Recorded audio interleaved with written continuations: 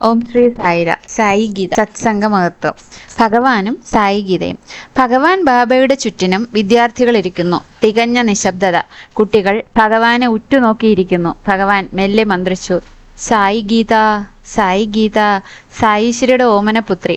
ഗീതയുടെ സമാധി കഴിഞ്ഞ് 11-ാം ദിവസമാണെന്ന്. ഭഗവത് നിർദ്ദേശപ്രകാരം ചില ചടങ്ങുകൾ നടന്നു കഴിഞ്ഞു. ഗ്രാമീണർക്ക് പ്രസാദം വിതരണം ചെയ്തു. സായി ഗീതയുടെ സ്മരണയിൽ നൊമ്പരം പൂണ്ട് ഭർത്തിയും ഭക്തരും. തൻ്റെ ചുറ്റിനുമിരിക്കുന്ന വിദ്യാർത്ഥികളോട് ഗീതയെക്കുറിച്ച് പറയവേ സായീശ്വരിയുടെ തൊണ്ടയിടറി. മിഴികൾ സജലങ്ങളായി, അധരങ്ങൾ വിറപൂണ്ടു. വിദ്യാർത്ഥികളുടെ നെഞ്ചു പിടച്ചു. വേണ്ട സ്വാമി എന്ന് പറഞ്ഞ് അവർ സ്വാമിയുടെ സംസാരം തടുക്കാൻ ശ്രമിച്ചു. സായീശ്വരി അരുളി, ഇത് സന്താപ കണ്ണീരോ വികാരങ്ങളുടെ വേലിയേറ്റമോ അല്ല. വാത്സല്യനിധിയായ പിഞ്ചു കുഞ്ഞിനെ ഓർക്കുമ്പോൾ അമ്മയ്ക്കുണ്ടാകുന്ന ഭാവമാണ്.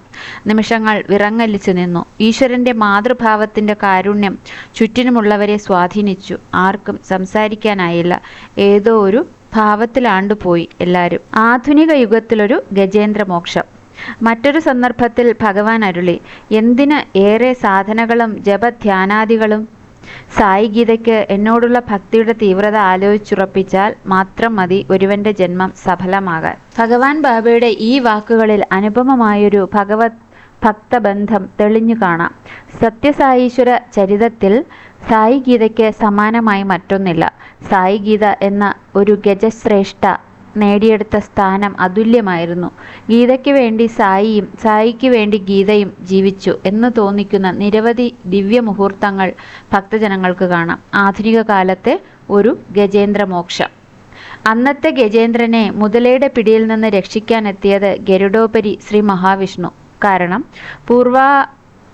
പൂർവാഭ്യാസബലം കൊണ്ട് ഗജേന്ദ്രൻ സ്മരിച്ചത് സമസ്ത ചരാചരങ്ങളിലും നിറഞ്ഞു നിൽക്കുന്ന ഭഗവാനെയായിരുന്നു. ആ ഭാവത്തിലായിരുന്നു. അതിനുത്തരമായി ഭഗവാൻ പാഞ്ഞെത്തി ഗജശ്രേഷ്ഠനെ ഉദ്ധരിക്കുകയും ചെയ്തു. ഇന്നാകട്ടെ ചിറകുമുളയ്ക്കാത്ത പക്ഷിക്കുഞ്ഞിനെ പോൽ, തള്ളപ്പശുവിനെ നഷ്ടപ്പെട്ട പൈക്കിടാവിനെ പോൽ കിടന്ന് പിടഞ്ഞത് ഒരു അനാഥ ശിശു. അതിന് കരയാനേ അറിയൂ. രക്ഷയ്ക്ക് ആരെ വിളിക്കണമെന്ന് പോലും അറിയില്ലാത്ത നിസ്സഹായത.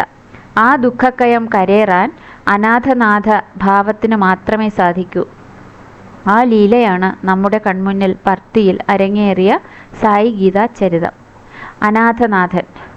മധുമാലി വനത്തിൽ 1962 ഒരുക്കിയിരുന്ന ഒരു വാരിക്കുഴിയിൽ ഒരിക്കൽ ഒരു കുട്ടിയാന വീണു.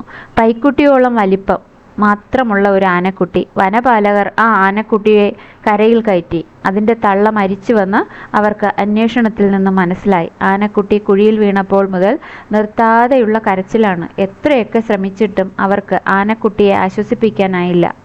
എന്തു കൊടുത്തിട്ടും കഴിക്കാനോ കുടിക്കാനോ ആനക്കുട്ടി തയ്യാറായില്ല. നിരന്തരം കരച്ചിൽ തന്നെ കരച്ചിൽ. ആരോ ഈ വിവരം ഭഗവാൻ ബാബയെ അറിയിച്ചു. ഒന്നും കഴിക്കാൻ കൂട്ടാക്കുന്നില്ല. ഇങ്ങനെ പോയാൽ ആ ആനക്കുട്ടി ചത്തുപോകും. അത് തീർത്തും അനാഥയാണ് സ്വാമി. ആ വാക്കുകൾ ഈശ്വരന്റെ മാതൃഭാവത്തെ വല്ലാതെ സ്പർശിച്ചു. സായീശ്വരി ഉടൻ അരുളി, അനാഥരായി ആരുമില്ല. ഈശ്വരൻ എല്ലാവർക്കും നാഥനായിട്ടുണ്ട്. അവളെ കൊണ്ടുവരിക, ഞാൻ സംരക്ഷിച്ചു കൊള്ളാം. ഭഗവത് വചനങ്ങൾ അമൃതവർഷം പോലെ ജീവനും രക്ഷയുമേകി. ഇനി ഞാൻ നിന്റെ അമ്മ. താമസിയാതെ വനത്തിൽ വന്ന് ഗീതയെ തൻ്റെ കാറിൽ കയറ്റി പുട്ടപർത്തിയിലേക്ക് ജഗദംബ യാത്രയായി. ആനക്കുട്ടിക്ക് സായി മാതാവിനോടുള്ള ബന്ധം അവിടെ ആരംഭിക്കുകയായിരുന്നു. അവർ സ്ഥലത്തെത്തി. ആനക്കുട്ടി കരച്ചിൽ തന്നെ കരച്ചിൽ. തളർന്നു കരയുന്ന ആനക്കുട്ടിയുടെ പിഞ്ചു തുമ്പിക്കൈ തലോടിക്കൊണ്ട് സായീശ്വരി അരുളി, എന്തിനിങ്ങനെ കരയുന്നു? ഇനി കരയരുത്. ഇനി മുതൽ ഞാനാണ് നിനക്കമ്മ. സന്തോഷമായിരിക്കുക. ആ നിമിഷം ആനക്കുട്ടിയുടെ തേങ്ങലടങ്ങി. പിന്നീട് അവൾ ജീവിതകാലത്തിൽ ഒരിക്കലും പെറ്റമ്മയെ ഓർത്ത് കരഞ്ഞിട്ടില്ല. പക്ഷേ കണ്ണീർ പുഴ ഒഴുക്കിയിട്ടുണ്ട്. പോറ്റമ്മയുടെ സാമീപ്യം ലഭിക്കാത്തപ്പോഴൊക്കെ സായി മാതാവിനെ ആ കണ്ണീർ പുഴയിൽ അവൾ മുക്കിയിട്ടുമുണ്ട്. തളർന്നു മയങ്ങുന്ന ആനക്കുട്ടിയെ കണ്ട് ഈശ്വരന്റെ മാതൃഹൃദയം തുടിച്ചു. തനിയെ ഒന്നും കഴിക്കാനാവാത്ത പ്രായം. പാല് കുടിക്കുന്ന പ്രായമാണ്. ജനിച്ചിട്ട് ദിവസങ്ങളെ ആയിട്ടുള്ളൂ. എന്തു കൊടുത്ത് ഇതിൻ്റെ പ്രാണൻ നിലനിർത്തും? തിരുവിരലിൽ തേനുമായി. ഭഗവാൻ തേൻ കൊണ്ടുവരാൻ ആവശ്യപ്പെട്ടു. ചൂണ്ടുവിരൽ തേനിൽ മുക്കി തളർന്ന് ഞരങ്ങിക്കരഞ്ഞ ദിവസങ്ങളായി പട്ടിണി കിടക്കുന്ന ആനക്കുട്ടിയുടെ വായിൽ വെച്ചു കൊടുത്തു. പിന്നീട് വാത്സല്യപൂർവ്വം അരുളി, കുടിക്കൂ ബംഗാരു. സായി ഗീത അന്ന് ആദ്യമായി നുണയാൻ പഠിച്ചു. ജഗദീശ്വരിയുടെ തിരുവിരൽ അവൾക്ക് മാതൃസ്ഥാനമായി പ്രേമദുഗ്ധം ചുരത്തി. സായി ഗീത ആ തിരുവിരൽ നുണഞ്ഞു. ആശയോടെ തൻ്റെ അമ്മയെ നോക്കി. വീണ്ടും വിഭു വിരൽ തേനിൽ മുക്കി അവളെ നുണഞ്ഞു കഴിക്കാൻ പരിശീലിപ്പിച്ചു. താമസിയാതെ വിരലിനു പകരം കുപ്പിയിൽ പാൽ നിറച്ച് നിപ്പിളിട്ട് ഗീതയുടെ വായിൽ സായി മാതാവ് വച്ചുകൊടുത്തു. ആരാധനാപൂർവ്വം തൻ്റെ അമ്മയെ നോക്കിക്കൊണ്ട് ആ പുത്രി കുപ്പിപ്പാൽ കുടിക്കാൻ തുടങ്ങി. സ്തന്യപാനം ചെയ്യിപ്പിക്കുന്ന മാതൃഭാവത്തിൽ സായീശ്വരി തൻ്റെ പുത്രിയെ കടാക്ഷിച്ചു. നല്ല കുട്ടി, ഇന്നു മുതൽ നിന്റെ പേര് സായി ഗീത. അങ്ങനെ നാമകരണവും നടന്നു. തറവാട്ടിൽ അല്ലെങ്കിൽ അമ്മയുടെ മടിത്തട്ടിലെത്തിയ ഭാവമായിരുന്നു അന്നു മുതൽ ഗീതയ്ക്ക്. തികഞ്ഞ സുരക്ഷിതത്വം അവൾ അനുഭവിച്ചു. അതിൻ്റെ ചുറുചുറുക്കും ആനന്ദവും അവളിൽ തിരതല്ലി. യഥേഷ്ടം ഭഗവത് സന്നിധിയിലും വസതിയിലും ഓടിക്കളിക്കാൻ അവൾക്ക് കഴിഞ്ഞു. സായീശ്വരിയുടെ ഓമനപുത്രിയെ ആരും തടഞ്ഞില്ല. പൈക്കുട്ടിയുടെ വലിപ്പവും ചുറുചുറുക്കുമുള്ള ആനക്കുട്ടി എല്ലാവർക്കും പ്രിയങ്കരിയായി. വാത്സല്യപാത്രമായി. അവളുടെ കാര്യങ്ങൾ നോക്കി നടത്താനായി 2 സൂക്ഷിപ്പുകാരെ സായി മാതാവ് നിയമിച്ചു. മുരളിയെയും സത്യനാരായണനെയും. കാണാതെ വയ്യ. ഭഗവാന്റെ കിടപ്പുമുറിയുടെ സമീപത്തുള്ള ഒരു വൃക്ഷത്തിനു ചുവട്ടിലായിരുന്നു ഗീതയുടെ രാത്രികാലവും വിശ്രമ സമയവും. തൻ്റെ സായി മാതാവിനെ കാണാവുന്ന വിധത്തിൽ അവിടെ പാപ്പാന്മാർ അവളെ ബന്ധിച്ചിടും. പുത്രിയെ കാണാവുന്ന വിധത്തിൽ സായിമായും അകത്തുണ്ടാകും. വിശന്നാൽ അമ്മയെ കാണാൻ അമാന്തിച്ചാൽ ഒരു പ്രത്യേക തരത്തിൽ അവൾ ആഹ് ആഹ് എന്ന് ശബ്ദമുണ്ടാക്കും.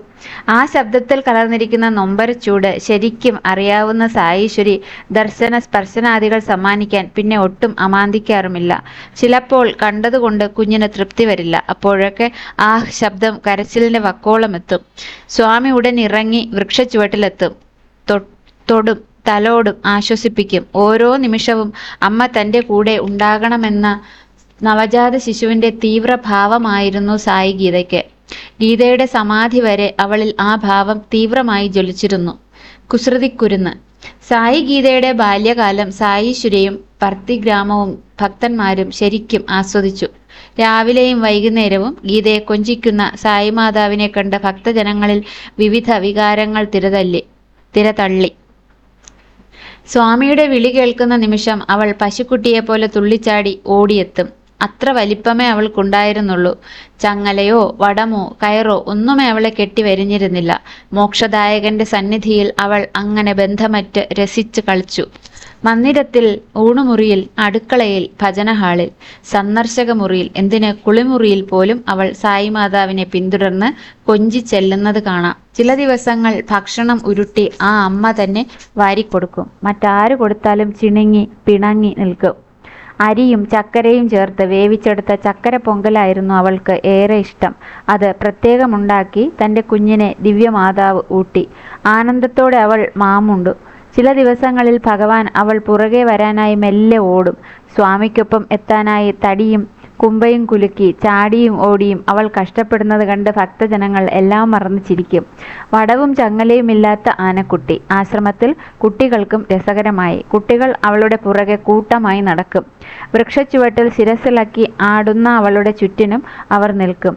സ്വാമി വരുന്നുണ്ടെന്നറിയാൻ കുട്ടികൾക്ക് സായി ഗീതയെ ശ്രദ്ധിച്ചാൽ അറിയാം. ഭഗവാൻ ദൂരെ എത്തുമ്പോഴേക്കും അവൾ ആ ദിവ്യഗന്ധം തിരിച്ചറിയും. ഉടൻ തന്നെ അത്യാവേശത്തിൽ തലയാട്ടാനും വലിയ ചെവികൾ ചിറകുപോലെ ആട്ടി ചലിപ്പിക്കാനും തുടങ്ങും. തൻ്റെ പുത്രിയുടെ ഓരോ വളർച്ചയും ഘട്ടവും ആ നല്ല അമ്മ കണ്ടറിഞ്ഞു. അതിനനുസരിച്ച് അവളെ രൂപപ്പെടുത്തിയെടുക്കാനും തുടങ്ങി. കാലം നീങ്ങിക്കൊണ്ടിരുന്നു. അവളുടെ കുട്ടിക്കളി വഴിമാറി ഒഴിക്കേണ്ട സമയമായി. ഗീത വലുതാവുകയാണ്. ഇനി നിയന്ത്രണങ്ങൾ വേണ്ടിവരും. അവൾ അറിയാതെ അവളെ പുതിയ ദിനചര്യയിലേക്ക് ആ അമ്മ നയിച്ചു. സ്വാമിയുടെ ദിനചര്യയ്ക്കൊപ്പം അവളെ രൂപപ്പെടുത്തി ഉയർത്തിയെടുക്കുകയായിരുന്നു വിശ്വശില്പിയായ സായിനാഥൻ. തവ സുപ്രഭാതം. വെളുപ്പിന് 3 മണിക്ക് മുരളിയും സത്യനാരായണനും ഗീതയെ ഉണർത്തി. ചിത്രാവതിയിലേക്ക് പ്രഭാത സ്നാനത്തിന് യാത്രയാകും. ഈ കുളിയും ചിട്ടയും തൻ്റെ ദിവ്യമാതാവിൻ്റെ ദർശനത്തിനുള്ള ഒരുക്കങ്ങളാണെന്ന് അറിയാമായിരുന്നതുകൊണ്ട് സായി ഗീതയ്ക്ക് അത്യുത്സാഹമായിരുന്നു. ഭർത്തിയിലെ കൊടും തണുപ്പിലും തൻ്റെ ചിട്ട സാധന അവൾ കൈവെടിഞ്ഞില്ല. കുളി കഴിഞ്ഞാൽ നിശ്ചലമായി സായി ഗീത നിൽക്കും. വിഭൂതിയും കുങ്കുമവും അണിയിക്കാനായി. അംഗങ്ങളിലെല്ലാം ഭസ്മക്കുറി വീണു കഴിഞ്ഞാൽ പിന്നെ വാ പൊളിക്കുകയായി വിഭൂതി കഴിക്കാൻ. മതിയായ അത്രയും വിഭൂതി വായിൽ വീണാലേ ഗീത വായടയ്ക്കുകയുള്ളൂ. ഇത്രയും കഴിഞ്ഞാൽ ആശ്രമത്തിലേക്ക് ഭഗവത് ദർശനത്തിന് യാത്രയായി. ആശ്രമത്തിൽ അപ്പോഴേക്കും ഭക്തസംഘം ഉണർന്ന് ദർശനത്തിനുള്ള തിരക്കിലും വരിയിലുമായിരിക്കും. പ്രദക്ഷിണം വയ്ക്കുന്ന ഭക്തർക്കൊപ്പം ഗീതയും മന്ദിരത്തിനു ചുറ്റും പ്രദക്ഷിണം വയ്ക്കുവാൻ തുടങ്ങും. അപ്പോഴൊക്കെ എന്തോ ശബ്ദിക്കുന്നത് കേൾക്കാം. ഗീതയുടെ നാമജപം തന്നെ. 3 പ്രദക്ഷിണം കഴിഞ്ഞേ അവൾ നിൽക്കൂ. പിന്നീട് മന്ദിരത്തിനു മുന്നിലുള്ള ധവള ഗണേശ വിഗ്രഹത്തിനു മുന്നിൽ നമസ്കരിക്കും. അതും കഴിഞ്ഞാൽ തൻ്റെ ആത്മാവ് തന്നെയായ സായീശ്വരിക്ക് വേണ്ടി കാത്തുനിൽപ്പായി. സ്ത്രീകളുടെ വശത്ത് വാതിലിന് വെളിയിലാണ് ഗീതയ്ക്കുള്ള സ്ഥലം. അക്ഷമയോടെ ഗീത അവിടെ ഭഗവത് ദർശനത്തിനായി കാത്തു നിൽക്കും. ഭഗവാൻ എന്തെങ്കിലും കാരണവശാൽ താമസിച്ചാൽ ഗീത വല്ലാതെ അസ്വസ്ഥയാകും. ഭഗവാൻ വരുന്ന ഒരു ചെറു സൂചനയ്ക്കായി അവൾ തത്രപ്പെടും. ആ ചെറിയ ശരീരം വളയ്ക്കുകയും ആട്ടുകയും വലിയ താമരയില പോൽ വിശാലമായ ചെവികൾ ശക്തിയായി വീശിക്കൊണ്ടുമിരിക്കും. ഭക്തകൾ ഇതുതന്നെ ശ്രദ്ധിച്ചുകൊണ്ടേയിരിക്കും. കാരണം സ്വാമി വരാറായാൽ ആദ്യം അറിയുന്നത് ഗീതയാണ്. എങ്ങനെ അവൾ ആരും അറിയിക്കാതെ സ്വാമിയുടെ വരവറിയുന്നു എന്നത് എല്ലാവർക്കും ആശ്ചര്യം. പക്ഷേ വളരെ ലളിതമായി ഭഗവാൻ അത് ഒരിക്കൽ വിശദീകരിച്ചു. അവളുടെ ഉള്ളിൽ ഞാൻ മാത്രം. അതിനാൽ ഒരു ചെറു ചലനം പോലും അവൾക്കറിയാനാകും. ഗീത അറിയാതെ ഒന്നും ചെയ്യാൻ എനിക്ക് കഴിയില്ല. കണി കാണും നേരം. സ്വാമിയുടെ ആഗമന സൂചന കിട്ടിക്കഴിഞ്ഞാൽ ഗീത നൃത്തം ചെയ്യാൻ തുടങ്ങുകയായി. അവളുടെ ശരീരത്തിൻ്റെയും ചെവിയുടെയും താളങ്ങൾക്ക് അപ്പോൾ പ്രത്യേകം ലയം വരും. ആ ശരീരം വിറയ്ക്കും. ഇത്രയുമായാൽ ഭക്തജനങ്ങൾക്ക് ഉറപ്പാണ് ഭഗവാൻ വരവായി. ഇനിയുള്ള രംഗങ്ങൾ കണ്ടവർ സുഹൃതികൾ. മറ്റുള്ളവർക്ക് അതിനെ ഭാവനയിലല്ലേ കാണാനാകൂ. ഭഗവത് കൃപയ്ക്കായി വേണ്ടത് തീവ്രമായ കലർപ്പില്ലാത്ത പ്രേമമാണ്. ഈ സത്യം കലികാലം ഗീതയിലൂടെ സാക്ഷ്യപ്പെടുത്തുകയായിരുന്നു അവിടെ. ഭഗവത് വസതിയുടെ വാതിലുകൾ തുറന്നു. ആ വശ്യമായ കോമളരൂപം മാത്രം പുറത്തേക്കിറങ്ങി. ദൂരെ തനിക്കായി മാത്രം കാത്തുനിൽക്കുന്ന ഒരു ജീവാത്മാവ്. ഒരു മൃഗശരീരത്തിൽ കുടുങ്ങി വിലപിക്കുന്ന ആ ഭക്തയുടെ സമീപത്തേക്ക് ഭഗവാൻ തിടുക്കപ്പെട്ടു പോകുന്നത് കാണേണ്ട കാഴ്ച തന്നെയായിരുന്നു. സ്വാമി സമീപിക്കും തോറും ഗീതയുടെ ശിരസ് താഴേക്കാകും. മുൻകാലുകൾ ഏതാണ്ട് മുട്ടുമടക്കിയ മട്ടിലാകും. അതിനനുസരിച്ച് പിൻകാലുകളും വളയും. ഇപ്പോൾ ഗീതയ്ക്കും പൊക്കം 2 അടി. പിന്നീട് തൻ്റെ ശരീരം 3 പ്രാവശ്യം ഉയർത്തുകയും താഴ്ത്തുകയും ചെയ്യും. ഭഗവാനുള്ള അവളുടെ നമസ്കാരം. അത് കഴിഞ്ഞാൽ കരുതി വച്ചിരിക്കുന്ന പൂമാല അവൾ എടുക്കുകയായി. വളരെ ശ്രദ്ധയോടെ തൻ്റെ പ്രിയങ്കരിയായ അമ്മയുടെ കഴുത്തിൽ അവൾ അത് ചാർത്തുകയായി. ഭഗവാന്റെ കിരീടം പോലുള്ള മുടികളിൽ കൂടി വളരെ ശ്രദ്ധിച്ച് ഗീത മാലയിടുമ്പോൾ സ്വാമി അവളെ നോക്കി വശ്യമായി പുഞ്ചിരിക്കും. പിന്നീട് മൃദുവായി ആ അമ്മ തൻ്റെ പുത്രിയുടെ കവിളിൽ തട്ടുകയായി. ബംഗാരു. പിന്നീട് എന്തൊക്കെയോ അവളോട് സംസാരിക്കും. ഗീതയും എന്തൊക്കെയോ സ്വാമിയോട് പറയും. നമുക്ക് അവ്യക്തമായ ഭഗവാന്റെയും ഭക്തയുടെയും വ്യക്തമായ പ്രേമഭാഷ. തൃക്കയ്യാലെ പ്രസാദമൂട്ട്. അപ്പോഴേക്കും ആദ്യകാലങ്ങളിൽ ഗീതയ്ക്കുള്ള ഭക്ഷണം എത്തിയിട്ടുണ്ടാകും. സ്വാമിയുടെ അകത്തെ അടുക്കളയിൽ തയ്യാറാക്കിയ ചക്കരപ്പൊങ്കൽ. പിന്നെ മന്ദിരത്തിൽ ഭക്തജനങ്ങൾ സമർപ്പിച്ച പഴങ്ങൾ. അതിനു മുമ്പ് ഒരു ബക്കറ്റിൽ നിറയെ തീർത്ഥം. ഗീത തീർത്ഥം സേവിച്ചു കഴിഞ്ഞാൽ പഴങ്ങൾ ഓരോന്നെടുത്ത് സ്വാമി അവളുടെ വായിൽ വെച്ചു കൊടുക്കും. ഗീതയ്ക്ക് ആപ്പിൾ വളരെ ഇഷ്ടമാണ്. അത് തന്നെ ഭഗവാൻ അവൾക്ക് കൊടുക്കുകയും ചെയ്യും. സ്വാമിയല്ലാതെ മറ്റാരും വായിൽ ഭക്ഷണം വച്ചു കൊടുക്കുന്നത് ഗീതയ്ക്കിഷ്ടമല്ല. അല്ലെങ്കിൽ സ്വാമി അനുവദിച്ചിട്ടുണ്ട്. ആരെക്കൊണ്ടെങ്കിലും കൊടുപ്പിച്ചാൽ ഗീത അത് സ്വീകരിക്കും. അത്രമാത്രം. പിന്നീട് മെല്ലെ ഭഗവാൻ ദർശനത്തിനായി നീങ്ങാൻ തുടങ്ങും. അതോടെ കടുത്ത വിരഹദുഃഖം അവളെ നീറ്റാൻ തുടങ്ങും. കഴിയുന്നത്ര തൻ്റെ സമീപം സ്വാമിയെ നിർത്താൻ അവൾ പാടുപെടും. പക്ഷേ അതിനും പരിധിയുണ്ടല്ലോ. ഹാളിൽ നിറഞ്ഞിരിക്കുന്ന ഭക്തജനങ്ങളെയും ഭഗവാന് കാണണ്ടേ, ആശ്വസിപ്പിക്കണ്ടേ. ഹാരാർപ്പണം. ഭഗവാന് സായഗീത മാല ചാർത്തി തുടങ്ങിയതിൻ്റെ പിന്നിലും ഭഗവാന്റെ അപാര കൃപയുടെ കുത്തൊഴുക്ക് കാണാം. ആദ്യകാലങ്ങളിൽ ഗീതയ്ക്ക് സ്വാമിയെ പൂമാല അണിയിക്കുക അതീവ ക്ലേശകരമായിരുന്നു. ശരീരവും തുമ്പിക്കൈയും മറ്റും അവളുടെ ആഗ്രഹപ്രകാരം ചലിക്കുകയില്ലല്ലോ.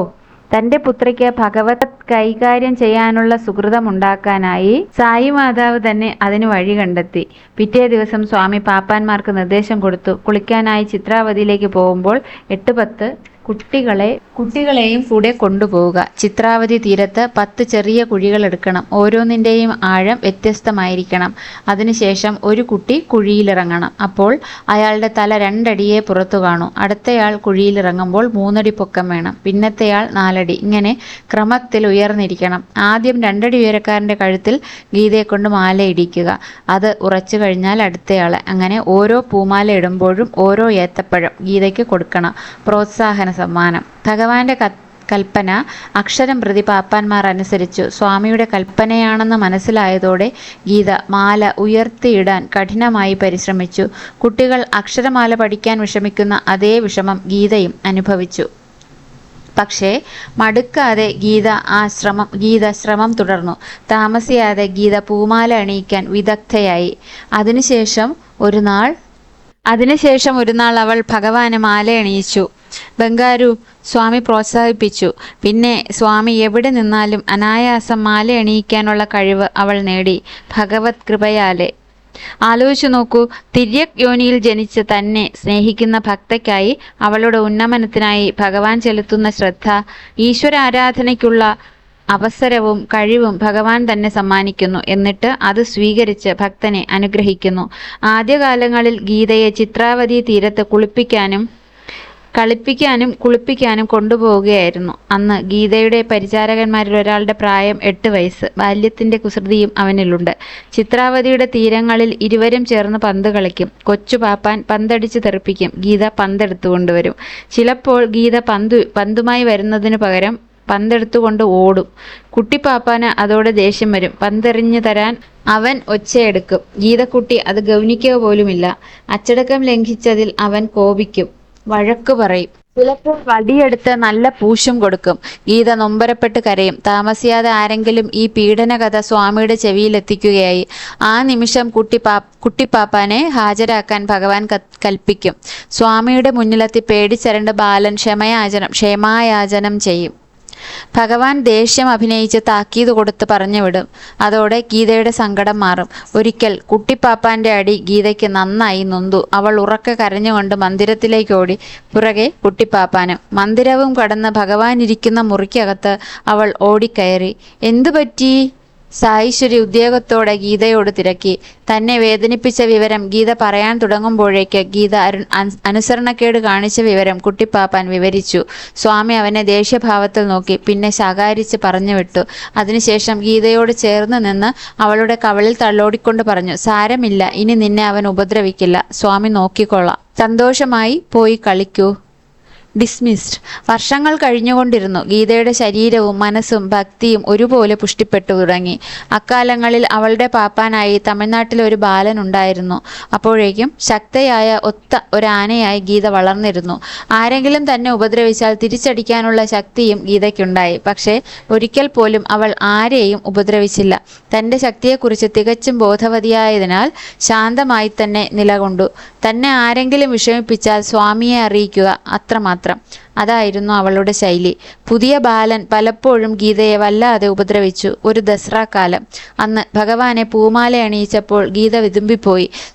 തൻ്റെ ഓമനപുത്രിക്ക് എന്തോ കടുത്ത ദുഃഖമുണ്ടെന്നും സായിശ്വരിക്ക് മനസ്സിലായി.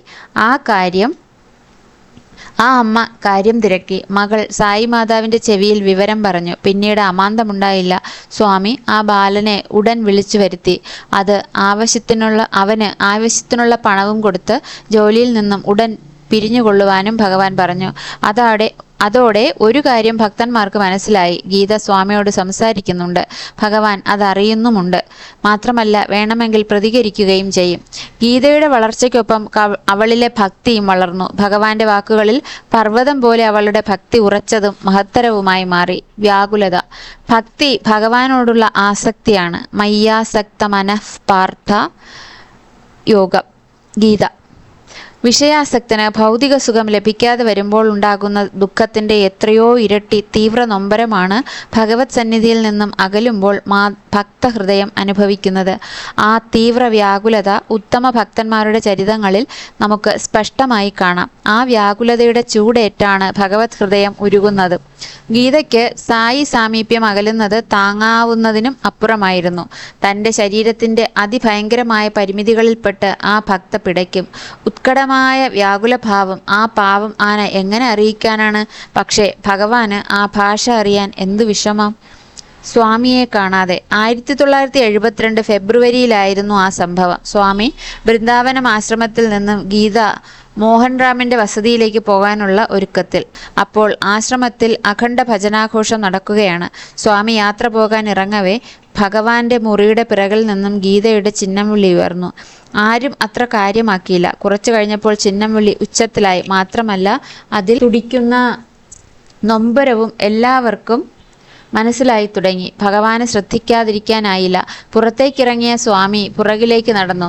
നേരെ ചെന്നത് ഗീതയുടെ അടുത്തേക്ക്. ഭഗവാനൊപ്പം ഉണ്ടായിരുന്ന ഭക്തസംഘവും സ്വാമിയുടെ കൂടെ ചെന്നു.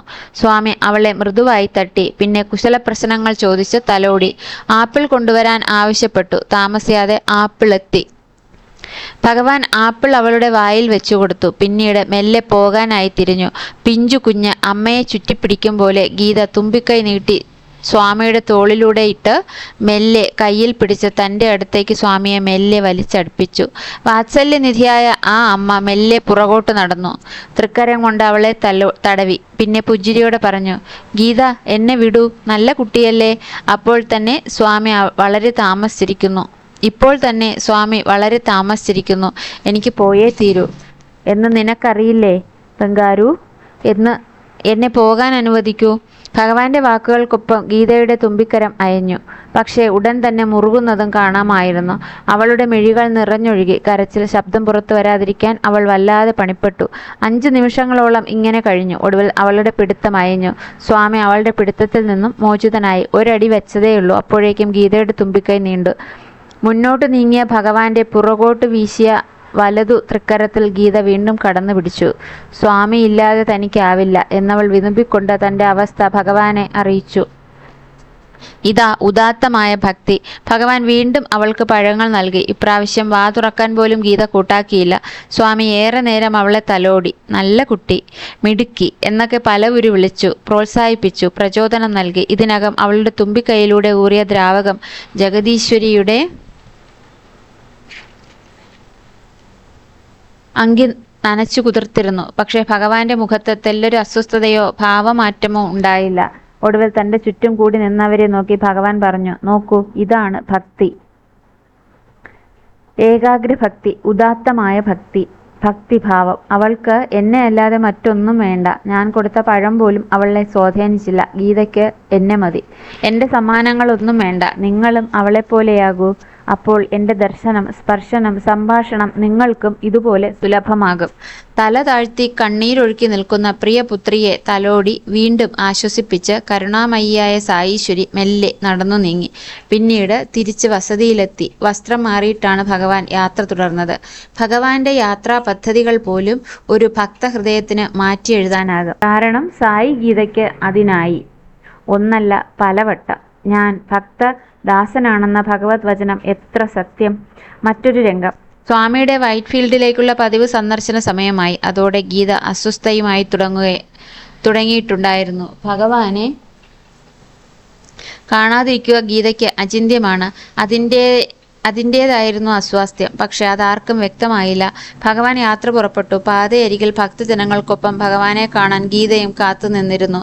സ്വാമിയുടെ കാർ ഗീതയുടെ സമീപമെത്തി. കാറിന്റെ വേഗത വളരെ കുറഞ്ഞു. പെട്ടെന്ന് റോഡിലേക്ക് കടന്ന് തുമ്പിക്കൈ വണ്ടിയുടെ ബോണറ്റിൽ വെച്ച് അമർത്തി സായ ഗീത നിലകൊണ്ടു. ഒടുവിൽ ഭഗവാന് കാറിൽ നിന്ന് ഇറങ്ങേണ്ടി വന്നു. എത്രയൊക്കെ സമാധാനിപ്പിക്കാൻ ശ്രമിച്ചിട്ടും ഗീത ശാന്തയായി. ഗീത വല്ലാതെ പ്രക്ഷുബ്ധയായിരിക്കുന്നത് സായി മാത മനസ്സിലാക്കി. ശരി ശരി, എങ്കിൽ നിന്നെയും എൻ്റെ ഒപ്പം കൊണ്ടുപോകാം, സ്വാമി പറഞ്ഞു. ശരി ശരി, എങ്കിൽ നിന്നെയും എൻ്റെ ഒപ്പം കൊണ്ടുപോകാം, സ്വാമി പറഞ്ഞു. ഒരു ട്രക്ക് ഏർപ്പെടുത്തി ഗീതയെ തന്നോടൊപ്പം വൈറ്റ് ഫീൽഡിലേക്ക് കൊണ്ടുവരാൻ ഭഗവാൻ നിർദ്ദേശം നൽകി. ഗീതയുടെ സന്തോഷം ഊഹിക്കുകയല്ലേ നല്ലത്. ഞാൻ ഭക്തപരാധീനൻ എന്ന ഭഗവാന്റെ പുരാണ വചനങ്ങൾക്ക് ആധുനിക കാലത്ത് ഇതിലധികം എന്ത് തെളിവ് വേണം? ഗീതയുടെ ജീവിതത്തിലെ ഏറ്റവും ആനന്ദനിർഭരമായ മുഹൂർത്തങ്ങളിലൊന്ന് ഇതുതന്നെയാകാം. എവിടെ എൻ്റെ അമ്മ? ഒരു പക്ഷേ കുട്ടിക്കാലത്തെ ഗീതയുടെ നൊമ്പരങ്ങളിലൊന്ന് ഓർത്തത് കൊണ്ടാകാം ഭഗവാൻ അവളെ കൂടെ കൊണ്ടുപോയത്. അത് നടന്നത് ഗീത വളരെ കുഞ്ഞായിരിക്കുമ്പോൾ. അത് ഭഗവാന്റെ കിടപ്പുമുറിയിലും അടുക്കളയിലും പൈക്കുട്ടിയെപ്പോലെ ഗീത കയറി ഇറങ്ങി നടക്കുന്ന സമയം. അന്ന് ഭഗവാന്റെ കിടപ്പുമുറിയിലും അടുക്കളയിലും പൈക്കുട്ടിയെപ്പോലെ ഗീത കയറി ഇറങ്ങി നടക്കുന്ന സമയം. ഒരു വേനൽക്കാലത്ത് ഭഗവാൻ പതിവ് പോലെ വൈറ്റ്ഫീൽഡിലേക്ക് യാത്രയായി. കുട്ടിയല്ലേ, അവൾക്ക് ഈ യാത്രയുടെ കാര്യമൊന്നും അറിയില്ലല്ലോ. സ്വാമി യാത്രയായി. ഗീതക്കുട്ടി ഉല്ലാസവതിയായി കളിച്ചു നടന്നു. കളി മടുക്കുന്ന കുട്ടി പിന്നെ അമ്മയെ കാണാൻ തിടുക്കം കൂട്ടുമല്ലോ. ഗീത ചുറ്റിനും നോക്കി. സ്വാമിയെ കാണാനില്ല. കാണാൻ സാധ്യതകളുള്ള സ്ഥലങ്ങളിലൊക്കെ അവൾ ഉഴറി നടന്നു. അവിടെയൊന്നും ഭഗവാനെ കാണാനില്ല. അതോടെ ഗീതയുടെ ഭാവം പകർന്നു. ചിഹ്നം വിളിക്കാനും പരിഭ്രമത്തോടെ ഓടി നടക്കാനും തുടങ്ങി. അമ്മയെ കാണാത്ത പിഞ്ചു കുഞ്ഞിൻ്റെ പരിഭ്രമം തന്നെ. എത്ര ശ്രമിച്ചിട്ടും ആർക്കും ആശ്വസിപ്പിക്കാൻ കഴിഞ്ഞില്ല. അവൾ തെരുവിലേക്കിറങ്ങി. അന്ന് പർത്തി ഗ്രാമം ആ ഭക്തയുടെ ഹൃദയതാപമേറ്റ് കരഞ്ഞുപോയി. ഗീത ഉറക്കെ നിലവിളിച്ചുകൊണ്ട് ലക്ഷ്യമേതെന്നറിയാതെ ഓടി നടന്നു. മുന്നിൽ കണ്ട ചെടികളും മരങ്ങളും പിഴുതെറിഞ്ഞു. ഭയം കൊണ്ട് ആർക്കും അടുക്കാനും കഴിഞ്ഞു. ഭഗവാന്റെ പ്രയോഗങ്ങൾ ഒന്നും പാപ്പാന്റെ പ്രയോഗങ്ങളൊന്നും ഫലിച്ചില്ല. ഒടുവിൽ ഭഗവാനെ ഫോൺ ചെയ്ത് വിവരമറിയിച്ചു. ഭഗവാന്റെ ഉപദേശം കിട്ടിയതും പാപ്പാൻ ഓടിവന്ന് ഗീതയുടെ സമീപം ചെന്ന് ഉച്ചത്തിൽ വിളിച്ചു പറഞ്ഞു, ഗീതയെ, നിന്നെ അങ്ങോട്ട് കൊണ്ടുചെല്ലാൻ സ്വാമി പറഞ്ഞിരിക്കുന്നു. വരൂ, നമുക്ക് വേഗം പോകാം. അതോടെ അവൾ അടങ്ങി. പക്ഷേ ആ മുഖം തെളിഞ്ഞില്ല. ഒരു തുള്ളി വെള്ളം കുടിക്കാനോ ഭക്ഷണം കഴിക്കാനോ ഗീത കൂട്ടാക്കിയതുമില്ല. ബഹളം നിലച്ചു, അത്രമാത്രം. സ്വാമി എന്ന പദം അവളുടെ മനസ്സിനെ തളച്ചു. അതുതന്നെ. കുട്ടികൾ പിണങ്ങി നിൽക്കും പോലെ അനങ്ങാതെ നിലകൊണ്ടു. മിടുക്കി കുട്ടിയല്ലേ, ചിരിക്കൂ. ഒടുവിൽ അവർ യാത്രയായി. രാവേറെ ചെന്നപ്പോൾ അവർ വൈറ്റ്ഫീൽഡിൽ ഭഗവാൻ സന്നിധിയിലെത്തിച്ചേർന്നു. ഭഗവാൻ അവരെ കാത്തിരിക്കുകയായിരുന്നു. പിണങ്ങിയ കുഞ്ഞുങ്ങളെ അമ്മമാർ പുകഴ്ത്തിപ്പറഞ്ഞ് പിണക്കം മാറ്റുന്നത് പോലെ സ്വാമി അവളോട് സംസാരിക്കാൻ തുടങ്ങി. ഇങ്ങനെ കുറുമ്പ് കാട്ടാമോ? സ്വാമിയുടെ ഗീത വഴക്കാളി എന്ന് ആളുകൾ പറയില്ലേ? എൻ്റെ കുട്ടിയെ വിട്ടിട്ട് സ്വാമി എവിടെ പോകാനാ? ഏറെ കഴിഞ്ഞപ്പോഴാണ് ഗീതയുടെ ഭാവം മാറാൻ തുടങ്ങിയത്. അവൾ വഴങ്ങി തുടങ്ങിയപ്പോൾ സ്വാമി ചോദിച്ചു, എന്താ ഗീത ഇങ്ങനെ? എന്തിനാ കുട്ടി നീ ഇത്രയേറെ കരഞ്ഞത്? നിനക്കറിയാലോ ഞാൻ എപ്പോഴും നിൻ്റെ ഒപ്പം ഉണ്ടെന്ന്. പിന്നെന്തിനിങ്ങനെ വിഷമിക്കുന്നു? മിടുക്കി കുട്ടിയല്ലേ, ഇത് കഴിക്കൂ. സായി മാത അവൾക്ക് വാത്സല്യപൂർവ്വം ആപ്പിളും ഏത്തപ്പഴവും ഗീതയ്ക്ക് നൽകി. എല്ലാം ഗീതയ്ക്കറിയാം. ഭഗവത് സന്നിധിയിൽ നിന്നും അവൾക്ക് അവിടുത്തെ സർവ്വവ്യാപിത്വവും സർവജ്ഞത്വവും ശരിക്കും അറിഞ്ഞിട്ടുമുണ്ട്. എങ്കിലും ആ ശാരീരിക സാന്നിധ്യം മറ്റെന്തിനേക്കാളും അവൾ കൊതിക്കുന്നു. ആ വിരഹ തീവ്രത അവൾക്ക് താങ്ങാൻ കഴിയുന്നുമില്ല. ഗോപസ്ത്രീകൾ കൃഷ്ണവിരഹത്തിൽ പിടയുന്ന പിടച്ചിലാണ് ഗീതയ്ക്ക്. സ്വാമി കൊടുത്താലേ അവൾ വയറ് നിറയെ ഭക്ഷിക്കൂ. ഒക്കെ തിരുത്തി കുസൃതികളെ അമ്മമാർ മാമൂട്ടുന്നത് പോലെ. ഭഗവാൻ ഓരോന്ന് പറഞ്ഞുകൊണ്ട് അവളെ ഊട്ടി. നിറ കണ്ണുകളോടെ അവൾ അത് കഴിച്ചു. ഒരു സ്വകാര്യം. ഭക്ഷണം കഴിച്ച് തീരാറായപ്പോൾ അവൾ തുമ്പിക്കൈയുയർത്തി സ്വാമിയുടെ ചെവിയിൽ എന്തോ പറഞ്ഞു. ചെറുചിരിയോടെ ഭഗവാൻ പ്രതികരിച്ചു, ശരി ശരി, അത് ഞാൻ നോക്കിക്കോളാം. സ്വാമി മാറിക്കഴിഞ്ഞപ്പോൾ പാപ്പാൻ വന്ന് ഗീതയുടെ അരികിൽ ചെന്ന് ചോദിച്ചു, ഗീതേ, നീ എന്നെക്കുറിച്ച് വല്ല പരാതിയും സ്വാമിയോട് പറഞ്ഞോ? ഇല്ലെന്നർത്ഥത്തിൽ അവൾ തലയാട്ടി. എന്താണ് അവർ തമ്മിൽ പറഞ്ഞത്? ഭഗവാൻ അറിയാം. ഏതായാലും പിറ്റേ ദിവസം പർത്തിയിലേക്ക് ഗീത പോകാൻ സമ്മതിച്ചു. അവൾ അപ്പോൾ സംതൃപ്തയും ശാന്തയുമായിരുന്നു. രോഗബാധ.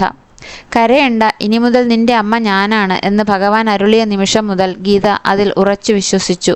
സമ്പൂർണ്ണം ശരണാഗതയുമായി. അവളുടെ കൊച്ചു കാര്യങ്ങളിൽ പോലും ഭഗവാന് അതീവ ശ്രദ്ധയുമായിരുന്നു. 15-ാമത്തെ വയസ്സിൽ ഗീതയുടെ തുടയിൽ ഒരു വ്യാധി വന്നു. ഭഗവാൻ ഡോക്ടറെ ചികിത്സയ്ക്കായി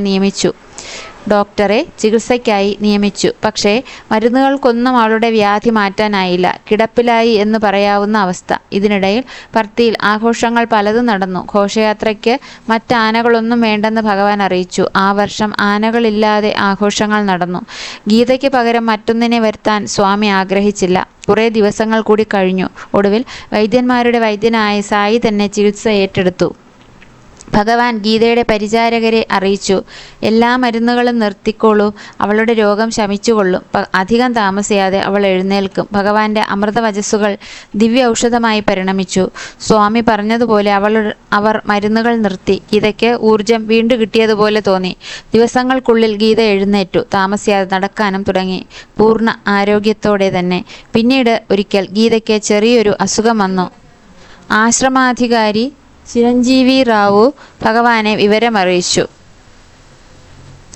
താമസിയാതെ നടക്കാനും തുടങ്ങി. പൂർണ്ണ ആരോഗ്യത്തോടെ തന്നെ. പിന്നീടൊരിക്കൽ ഗീതയ്ക്ക് ചെറിയൊരു അസുഖം വന്നു. ആശ്രമാധികാരി ചിരഞ്ജീവി റാവു ഭഗവാനെ വിവരമറിയിച്ചു.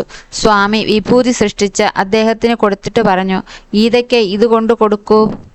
ദിവസവും ഗീതയുടെ സുഖവിവരങ്ങൾ തിരക്കാനായി ചിരഞ്ജീവി റാവു പോകും. അപ്പോഴൊക്കെ സ്വാമി പറയും, അവളെ നന്നായി ശ്രദ്ധിക്കണം, വേണ്ടത്ര പരിചരണം കിട്ടുന്നുണ്ടോയെന്ന് ഉറപ്പാക്കണം, കരിമ്പിനോലകൾ കൊടുക്കുന്നുവോ എന്നും തിരക്കുക. പിന്നീട് സ്വാമി മെല്ലെ അരുളി, പാവം, അവളുടേത് മൃഗജന്മമല്ലേ, തനിക്കിഷ്ടമുള്ളതെന്തെന്ന് പറയാൻ അവൾക്കറിയില്ലല്ലോ. അതിനാൽ നമ്മൾ തന്നെ കണ്ടറിഞ്ഞ് ചെയ്തു കൊടുക്കണം, അവളെ അങ്ങനെ സന്തോഷിപ്പിക്കണം. അതാണ് യഥാർത്ഥ സേവനം. പുതിയ അതിഥി. ഹോസ്പിറ്റലിന് സമീപം സായി ഗീതയ്ക്ക് കൊട്ടിൽ പണിയാൻ സ്വാമി നിയോഗിച്ചത് ചിരഞ്ജീവി റാവുവിനെ. 1980കളിൽ ഗീതയുടെ താമസം അങ്ങോട്ട് മാറ്റുകയും ചെയ്തു. സുഖകരമായ വാസസ്ഥാനം, കൂട്ടിന് ഭഗവാന്റെ പ്രിയപ്പെട്ട വിദ്യാർത്ഥികളും. ഒരു ദിവസം സായി ഗീതയുടെ കൊട്ടിലിൽ ഒരു അതിഥി എത്തി. പേര് സായി കിഷോർ. പുതിയ അതിഥിയെ കാണാൻ വിദ്യാർത്ഥികൾ കൂട്ടം കൂടി. സായി കിഷോർ എന്ന ഒട്ടകത്തെ കണ്ട് അവർക്ക് രസം. പക്ഷേ പ്രശ്നം അതല്ല, ഗീതയുടെ പ്രാധാന്യവും മറ്റും പുതിയ വിരുന്നുകാരന് അറിയില്ലല്ലോ. ഗീതയ്ക്ക് വേണ്ടി കൊണ്ടുവന്ന പുല്ല് മുഴുവനും വിരുന്നിന് വന്നയാൾ അകത്താക്കി. ഗീത പട്ടിണി. ഗീത അസ്വസ്ഥയായി. എന്നും ഇതുതന്നെ അവസ്ഥ. അവൾ പ്രതിഷേധിച്ചു. അതിൻ്റെ ഇരമ്പൽ സ്വാമി അറിഞ്ഞു. ഭഗവാൻ ഓടിയെത്തി. സ്വാമി ഗീതയുടെ സമീപം ചെന്ന് തിരക്കി. എന്തിനാ ഗീത നീ വഴക്കുണ്ടാക്കുന്നത്? അവൾ തുമ്പിക്കൈ ഉയർത്തി സ്വാമിയുടെ ചെവിയിൽ തൻ്റെ ദുഃഖം വിവരിച്ചു. സ്വാമി അവളെ തടവി. പിന്നീട് എന്തോ അവളോട് പറഞ്ഞു. താമസിയാതെ സായി കിഷോറിന് ഗോകുലത്തിലേക്ക് സ്ഥലം മാറ്റമായി. ഗീതയ്ക്ക് സ്വസ്ഥമായി ആഹാരം കഴിക്കാനും സാധിച്ചു തുടങ്ങി. ഭഗവാന്റെ ചികിത്സ. രോഗശമനത്തിന് ഔഷധസേവ മാത്രം പോരെന്ന് സയണാചാര്യൻ വിവരിക്കുന്നു. മന്ത്രം, പൂജ, ഹോമം, അർച്ചന ഇവയും മരുന്നും കൂടി സേവിക്കണം. കാരണം രോഗകാരണം ചിലപ്പോൾ ശാരീരികമാകാം, പൂർവകർമ്മങ്ങളാകാം. പൂർവകർമ്മഫലങ്ങളുടെ രോഗബീജം നശിക്കാൻ വൈദ്യനായ നാരായണൻ തന്നെ കനിയണം. അതിനാണ് മരുന്നിനൊപ്പം ഈശ്വരസ്മരണയും പൂർവികർ നമുക്ക് ഉപദേശിച്ചത്. 1996ലാണ് ഗീതയുടെ കണ്ണിന് അസാധാരണമായ ചുമപ്പ് നിറം കാണപ്പെട്ടത്. രോഗത്തിന് പ്രത്യക്ഷമായ കാരണങ്ങളൊന്നും കാണാനുണ്ടായിരുന്നില്ല. ചുവപ്പ് നിറം കൂടി വന്നപ്പോൾ അപ്പോഴത്തെ സൂക്ഷിപ്പുകാരൻ പെദ്ദ റെഡ്ഡിക്ക് പരിഭ്രമമായി. ഗീതയ്ക്ക് കാഴ്ചയും കുറഞ്ഞു തുടങ്ങി. അദ്ദേഹം ഗീതയെയും കൊണ്ട് പൂർണ്ണചന്ദ്ര ഓഡിറ്റോറിയത്തിൽ ചെന്നു. ഭഗവാനെ വിവരമറിയിച്ചു. സൂപ്പർ സ്പെഷ്യാലിറ്റി ആശുപത്രിയിലെ പാത്തോളജി വിഭാഗത്തോട് പരിശോധനകൾ നടത്താൻ സ്വാമി നിർദ്ദേശിച്ചു. ഗീതയുടെ അവസ്ഥയും ദയനീയമായിരുന്നു. ഒരിക്കൽ പെദ്ദ റെഡ്ഡി നിയന്ത്രിക്കാനാവാതെ ഭഗവാന്റെ തിരുസന്നിധിയിൽ വെച്ച് കരഞ്ഞുപോയി. കരയരുത്, ഭഗവാൻ കരുണയോടെ അദ്ദേഹത്തിനോട് അരുളി. പിന്നീട് നേത്രരോഗ വിദഗ്ധന്റെ മേൽനോട്ടത്തിൽ ചികിത്സ ആരംഭിച്ചു. പക്ഷേ നേത്രദീനം മാറുന്ന മട്ട് കണ്ടില്ല. റെഡ്ഡിയുടെ സങ്കടം കണ്ട് ഭഗവാൻ അരുളി, മരുന്നുകളെല്ലാം നിർത്തുക, അവൾ സുഖം പ്രാപിച്ചുകൊള്ളും. ആ വജ്രത്തിനു മുന്നിൽ പ്രാരബ്ധ രോഗം കീഴടങ്ങി. ഗീതയുടെ നേത്രരോഗമകന്നു. അവൾക്ക് പഴയതുപോലെ കാഴ്ച ലഭിക്കുകയും ചെയ്തു.